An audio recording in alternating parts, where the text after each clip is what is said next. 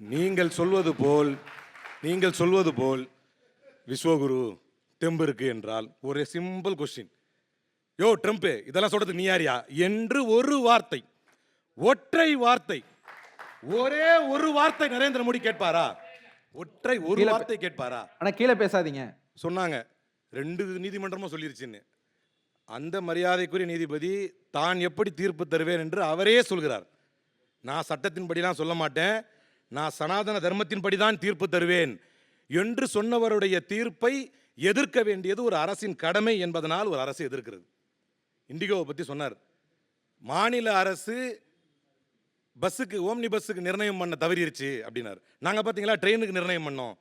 ட்ரெயினுக்கு எப்போ நிர்ணயம் பண்ணீங்க? FDTLனு ஒரு ரூல்ஸ் கொண்டு வந்தீங்க, ஃப்ளைட் ரெகுலேட்டரி டைம் ஒர்க் கொண்டு வந்தீங்க.